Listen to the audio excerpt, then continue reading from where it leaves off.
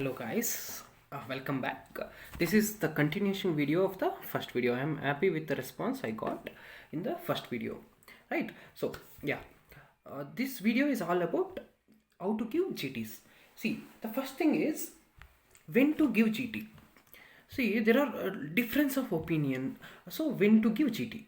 Before knowing when to give GT, we should know about what is the importance of GT. First thing is the GT will test your patience. See, you will sit and read for 1 hour. Say 1 hour you can sit and read. After 1 hour you want to walk, or your concentration will shatter, right? But in GT you can't get up at least for 3.5 hours. You should sit, you should concentrate, and you should draw the answer. So the first thing the GT will test is the patience, whether you can sit for 3.5 hours. If you can do it now, you can do it in your exam also. So you can sit now, you can sit, okay, you can sit for 3.5 hours straight. Okay, the problem solved by doing GT. The next thing is whether you can recall the question at the given point of time. See, you will be giving lots of questions in a different period of time. After completing one subject, you will go home and you will do the answer, but there is no time limit, right? So you can take your own time, like 5 minutes, 10 minutes, whatever you want. But while giving GT, there is a limitation in the time. So whether you can think at a given period of time, how fast you can think in a given period of time. So you can think if you have more time, right? So but the thing is you have limited time. So to tune your mind to the state where you can think fast, so GT is important. So the second thing is to develop the habit to think fast and get the answer quick. This is the second thing. The next thing is what GT test GT will help you is the approach to the answer. How do you approach to a given question, right? There will be lots of different methods to approach an answer, but there will be some common pointers where most of the students will do the same. Will come to that later. But yeah, this is the importance of GT, why we should give GT. And one more thing is it will tell about the question pattern, how the pattern of examination is conducted. For example, take one subject like pharmacology. What are the set of questions in pharmacology? How the trend is going? How many clinical questions? How many non-clinical questions? How many stock questions? How many the reasoning questions? All these things we will know after giving GTs. See, then yeah, you now you know the importance of GT. But when to give GT? That's the biggest question. Most of the aspirants will do one thing, that I don't know. I don't know anything now. What to do with the GT? What can I answer? I just tick it without knowing the question and answer. No, that is not the solution. The first thing is after each subject, give GT. If you can't give GT after each subject, okay, 2 subjects. After 2 subjects, give GT. So if you planning like this, you can do, or else after every week give GT. It's actually every week is very difficult, right? You'll be having limited time to each subject. Okay, take two weeks, give one GT. So you are giving GT initially every 2 weeks. You can give one GT, but after sometimes, after when you are in the pace of revision, you can shift to 1 week, weekly once GT. Next thing is why I'm saying to start the GT in the beginning phase itself is, the thing is, few are extremely brilliant. They know how to answer the question. They have that powers, that abilities, that capabilities. Not all 5 fingers are same, right? We are different. We should learn to approach the answer. This is our first time we are looking into it. So what I did is, of course, I found difficult, my first GT score is 70 questions correct. My first GT score when I gave in internship, it is 70 questions correct. I know I am in the somewhere not even qualified. So what if I do the same way? What if I give the GTs after some time, after completing all the subjects? I will be having only 3 months. In the 3 months, how can I, how can I develop the skills to answer the question? So it will be very difficult. So I started in the day one. I mean, after one subject itself, I started giving GT. In while the process of giving GTs, what I learned is all the things what I said before. Like after a time, after a given time, after doing a few GTs, after gaining some experience, now that time is cut down. That time is cut down so that I have more time to think about the difficult questions. That is how time is managed, by giving GTs from the beginning. And one more thing is, see, GT will take only 3 hours, right? Hardly 3 hours. If you find you are wasting 3 hours, then remember one thing: you are wasting. You are doing something and all. You are not thinking. Also, you are just answering the question. At least you are sitting for 3.5 hours. That is also plus. So GT will never make you down. Never bring you down. It will upgrade for each subject.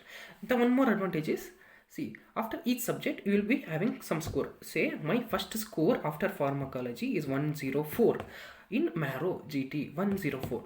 So this was my first GT, first proper GT, I say, before 70 leave off. I didn't study. I gave simply a GT.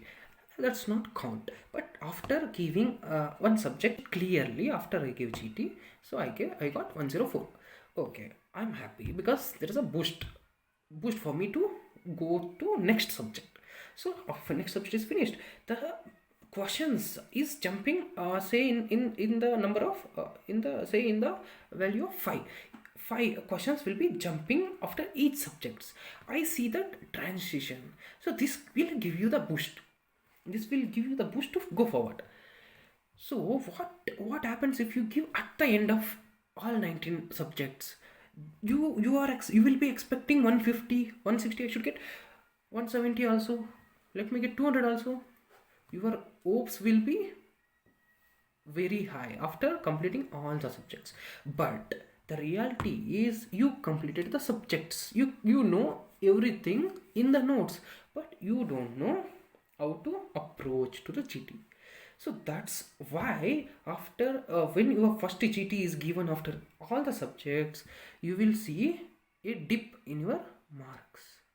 So you will feel that I don't know anything, I didn't read well. No, you know everything, but you didn't focus on the thing that how to get the answer in given time, how to approach the question in 1 minute.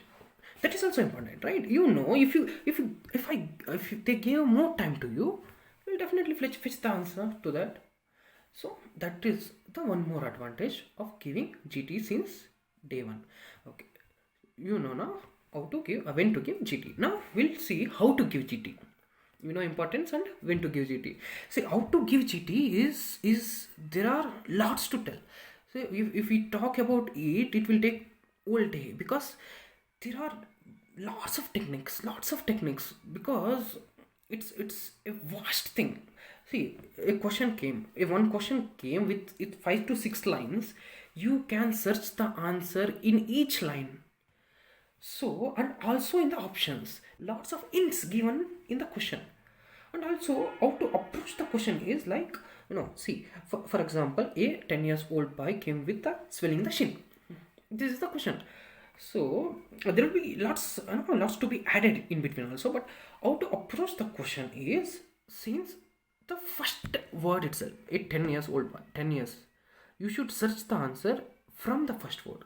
10 years old boy, not that boy also, swelling in the shin also. So you are approaching to the answer since first word itself, so that you will get the answer before looking at into the options. So other way you can do is, you read the first line and look at the options immediately. She was 10 years old by swelling the shin, and there are some few options. So there is avian sarcoma, osteosarcoma, and there is Paget's disease. So you saw the answers, you got one answer, so you know that answer.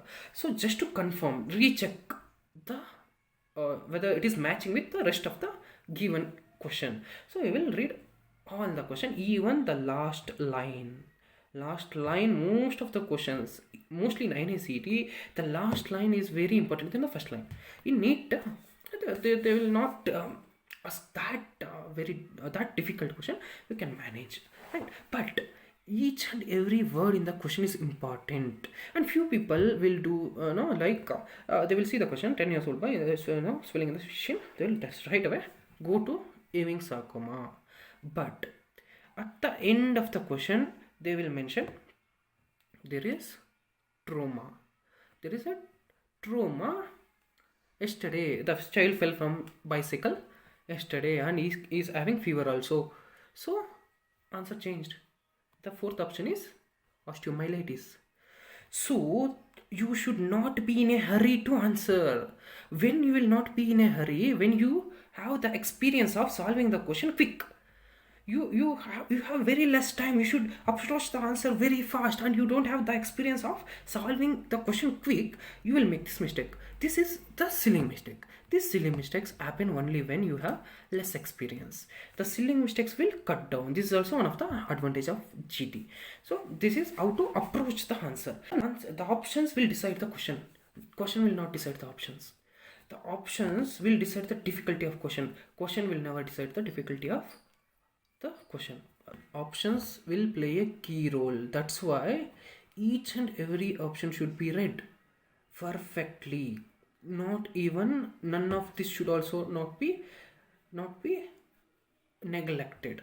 You should read each and every options perfectly, or else there is a high chances of missing that question out. That is the silly mistake. You know the answer, but you didn't read all the options perfectly. You lose the question, right? So this is very superficial view how to solve the GT in the how to solve questions in the GT. Now the third thing is how to review.